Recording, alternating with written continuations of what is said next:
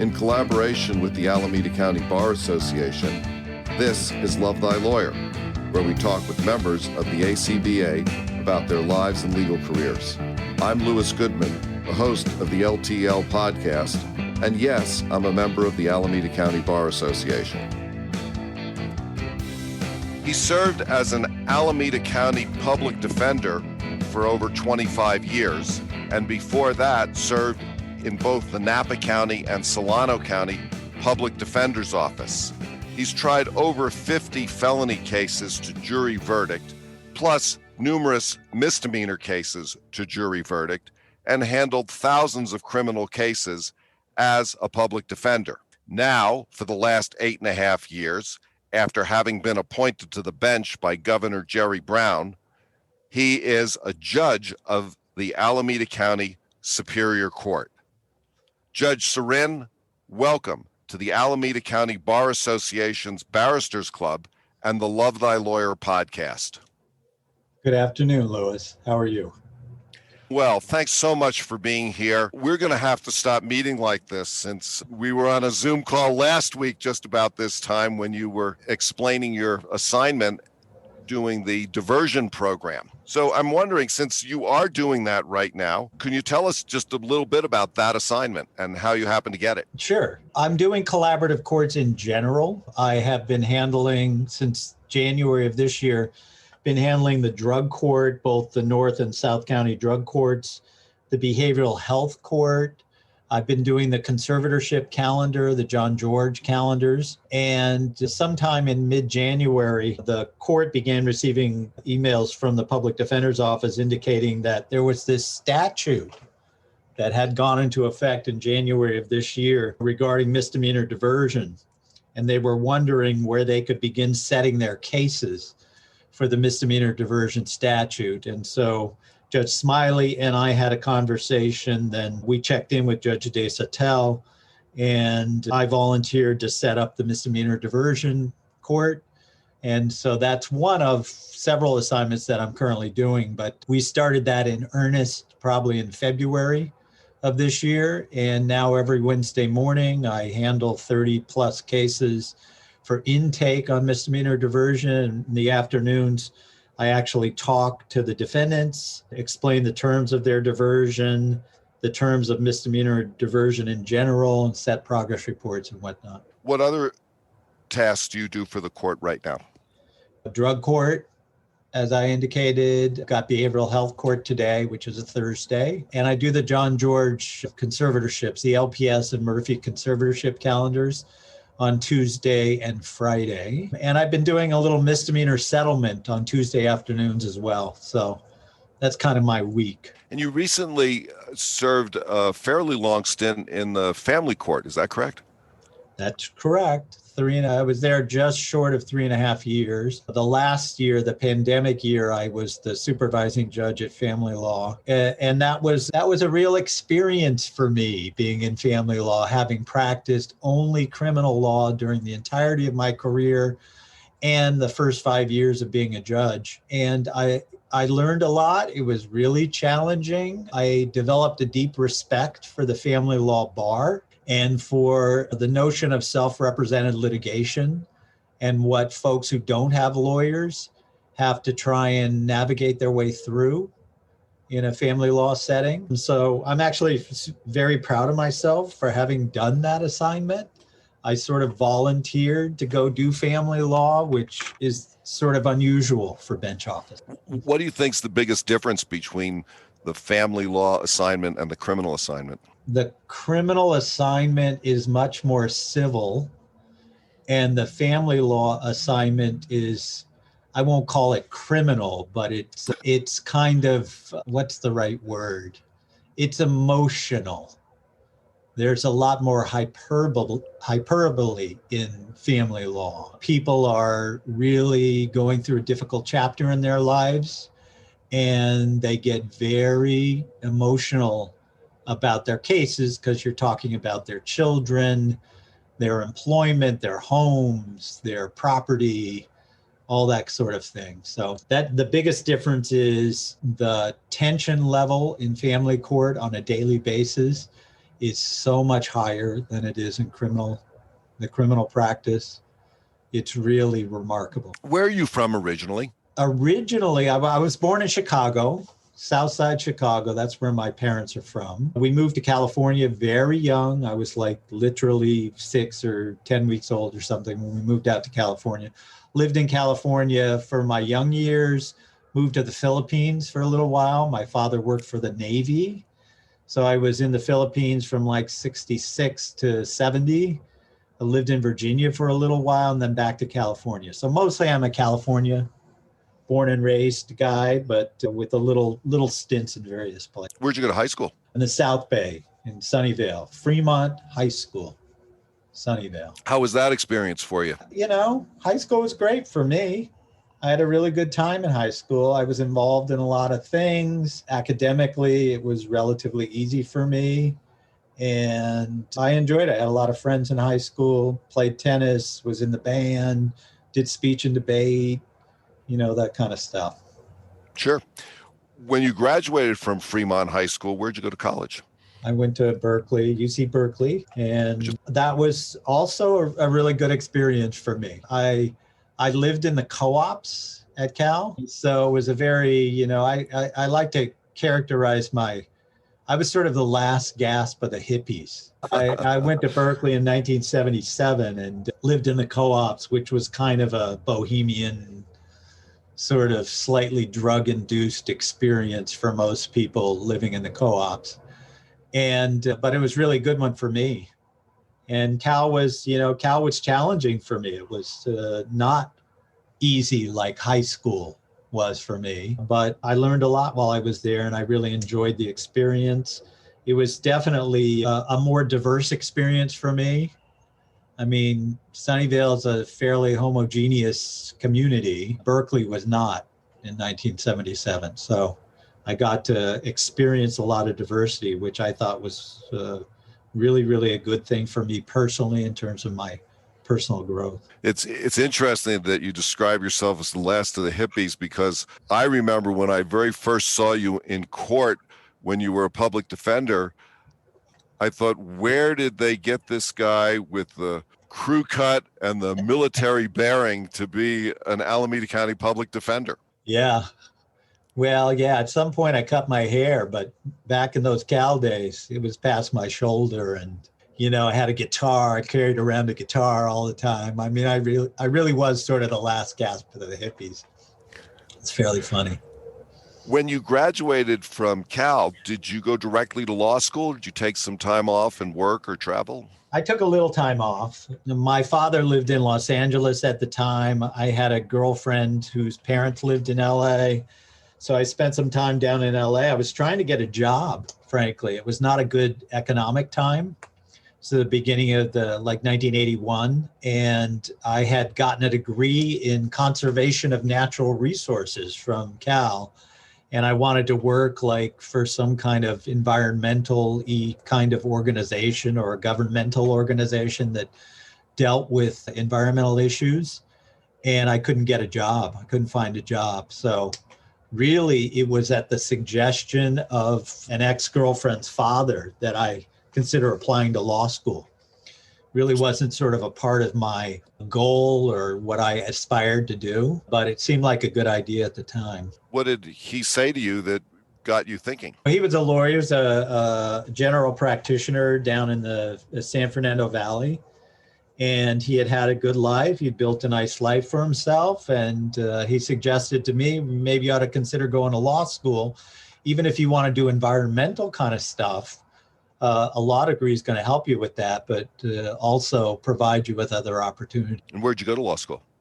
I went to McGeorge School of Law. It's the University of the Pacific's Law School in Sacramento. And how was that? McGeorge, at that time, that school had a very high California bar pass rate.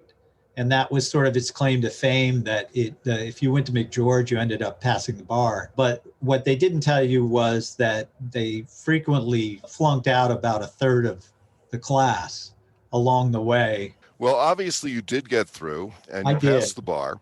I did. What was your first legal job? My first legal job was working for, it was the Napa County Public Defender's Office, but it was contracted through a firm in Napa. Now, you then spent some time there and you went to Solano County Public Defender, but really your career prior to going on the bench was as an Alameda County Assistant Public Defender. It was. Tell us a little bit about that experience.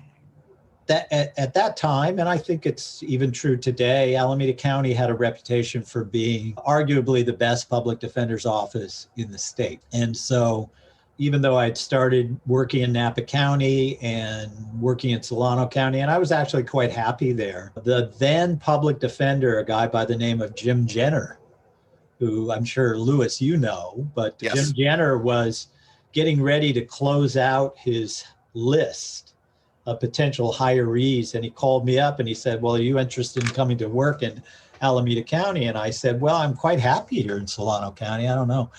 So I went and interviewed with him. And at that time, the pay was dramatically better in Alameda County than it was in Solano County. And my then wife said, no, you're taking the job in Alameda County. So I came to Alameda County and I had 2 years. I had 2 years in at that time. And so I came with a little bit of a chip on my shoulder, like I know what's going on and I know how to do this. And then I actually learned how to be a real public defender when I got here. And so, you know, that's a process. It takes years to become a really solid, meaningful criminal defense lawyer. And I had a lot of great, you know, sort of guides and mentors along the way who helped me to understand what being a competent, exceptional criminal defense lawyer looks like. Obviously, you did this for quite a long time. What did you really like about it? I like the clients. I think more than anything, I like the clients. I like getting to know the clients. I like getting to know their stories, how they had managed to find themselves in the position that they'd found themselves in, what difficulties and struggles they'd had. And that was probably the most enjoyable thing about being a public defender for me. But also my colleagues were definitely a motivating factor for staying in the job as a public defender. They were people of, you know, similar life philosophy, kind of the same ilk, politics largely the same, and people who I really like spending time with. And so in addition to working with public defenders, I also socialize with public defenders quite a bit as well. Now, you were recommended to the law by a lawyer, and I'm wondering if you, as someone who is a lawyer and a judge, would recommend a legal career to a young person coming out of college and thinking about it. That's a loaded question, Lewis. I think it's a much more complicated answer than it was in 1982 or whatever when I was applying to law school. I think the legal profession is a great profession. I think it's a great way to make a living, but you can't just sort of wander into law school anymore. And that's kind of what I did. I sort of wandered into law school thinking, well, you know, Irving suggested I go to law school, so it sounds like a good idea to me. So I'm going to go to law school because it's too expensive, first of all. Just sort of wander into law school and wonder if it's going to work for you. And you and I have both known enough lawyers to know that there are a lot of lawyers who aren't all that happy in the profession. And so I think that people who are considering going to law school, and I think it is a great profession, but they need to do some groundwork to make sure that that's in fact what they want to do. And so that means really finding out what lawyers do from day to day in a given area that the person might be interested in going into law in, finding out what that profession really looks like day to day, week to week, year to year, and whether that's something you really, really want to do. And so taking that little break between college and law school, I think is a great idea. I think doing some legwork or volunteer work or working for an organization that has lawyers so that you can see what it looks like is a great idea too, so that when you do actually go to law school, in fact, that's the profession that you want to pursue. I don't know. What about an attorney who has an interest in being a judge? What's your comment to that individual? Well, my comment to that individual is, if you've been around judges enough to know kind of what the life of a judge looks like, and that looks like something you're interested in doing, then talk to people. You got a network to become a judge. Of course, about half of the judges in Alameda County do criminal law, but there are another, 35 to 40 judges who don't do criminal law, do other forms of law, which really have little or nothing to do with criminal law. And if you want to become a judge, you ought to see whether or not you're going to be able to put up with some of those other practices. Because once you become a judge, you don't just get to do what you want to do. You get to do what the presiding judge tells you you're going to do. Well, I think that it leads into some other questions, or perhaps just a comment that I would have, which is that I think a lot of people, especially civilian people, don't really understand that being a judge is being involved in a certain hierarchy, just like being in the DA's office or being in the public defender's office or being in a law firm, that there are certain seniorities and certain elected positions within the judicial branch. And that, as you say, you don't just get to say, oh, this is what I do and this is what I want to do, that there are assignments that need to be filled, and some assignments are considered somewhat more choice than others. And there's a certain politics that goes with that. Yeah. No, I think all of that's true. And I just think it's important when you're thinking about, you started out your questioning asking me, well, what do you think about people who are aspiring to be a judge? Yeah, that's definitely something to think about, because just like in every organization, there is a hierarchy to the organization. There are issues of seniority and there are issues of competence, quite frankly. And sometimes you don't get to choose what you end up doing. This podcast is presented and supported by the Alameda County Bar Association. ACBA provides a wide range of certified continuing legal educational programs, networking opportunities, and social events. If you are a member of ACBA, thank you.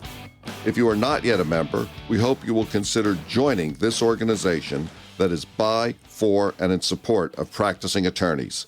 And now, back to our interview. Do you think the legal system is fair? Wow. That's such a big question, Louis.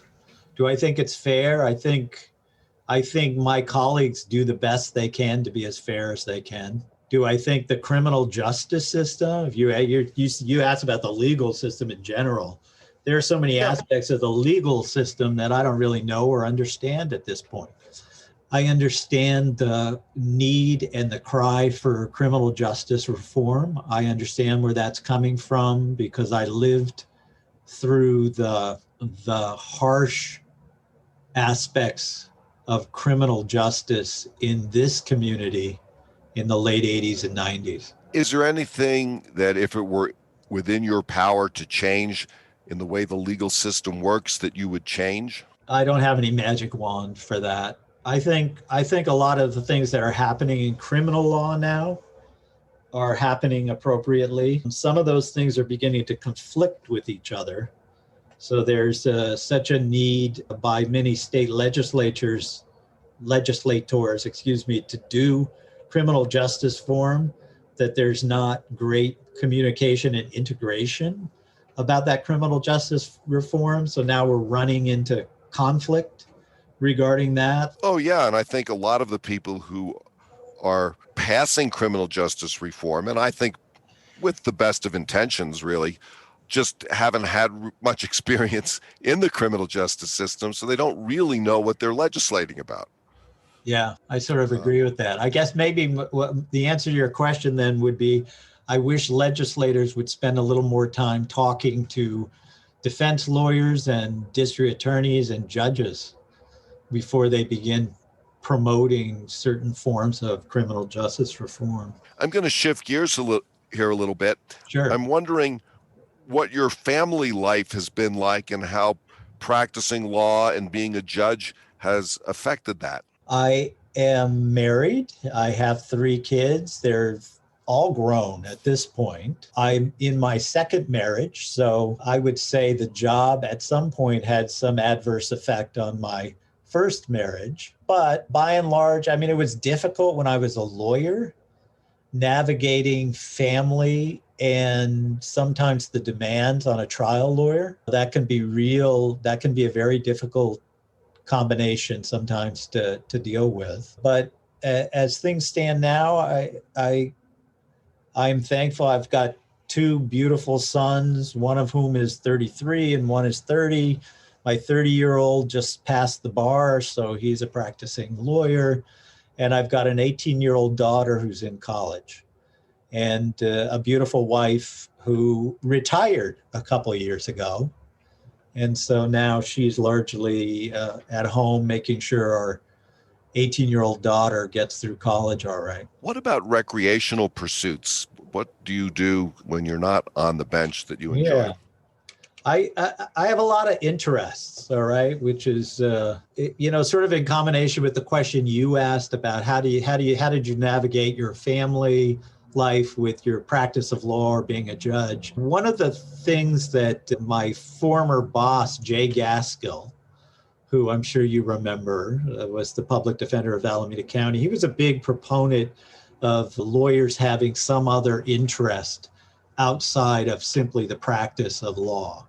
And so along the way, I'm an avid tennis player. I have been since I was in high school and continue to play regularly on the weekends. I'm a musician. I like to play. I'm a guitar player. I play saxophone, played in a big band for 20 years, saxophone. I've been teaching myself to play the cello during the pandemic because I happen to love the cello. I think the cello is the most beautiful instrument of all. I'm a huge cook. I'm a big cook. I love to cook. And I'm a gardener. So I've got a huge garden in my backyard, 6 raised beds. I grow vegetables every year and roses and flowers and stuff. So I've got a lot of recreational interests outside of the practice of law. What keeps you up at night? I worry about my kids, even now, sadly, but even when kids go out on their own and they're independent, you still worry about them all the time. So that in part keeps me up. What also keeps me up is politics and, the disparity in income that exists in our country. That's a huge thing for me too. This world of haves and have-nots that we seem to have developed throughout this country is real troublesome to me. Let's say you came into some real money, a few $1 billion. What, if anything, would you do differently in your life? I'd stop working. I would start a foundation. I'd develop a foundation to support those interests that I was most interested in. I'd make sure my kids were taken care of. Yeah, I think that's what I'd do. I mentioned previously, I got a degree in conservation of natural resources from Cal for a reason. And that was the environment was a huge, huge thing to me then as it is now. And so you asked me what keeps me up at night, the climate change thing keeps me up at night as well. And so if I had billions of dollars, I would probably focus a lot on that. Is there one message that you'd really like to put out to the world? I hope that people, as they grow into their adulthood, into their profession, into their life, that they figure out what makes them truly happy.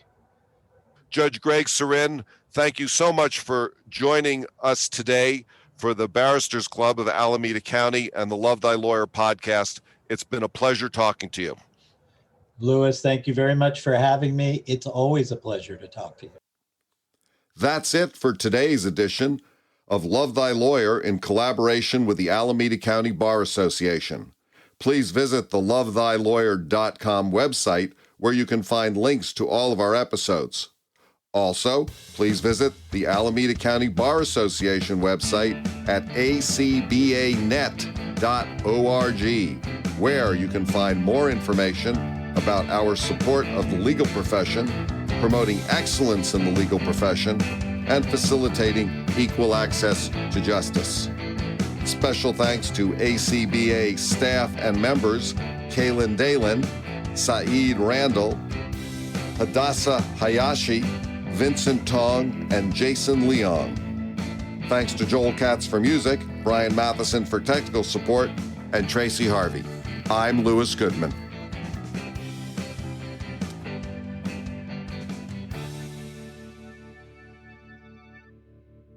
No, I mean, I saw that question previously, and the answer is no, not really. But anyway, I don't know if that answers your question.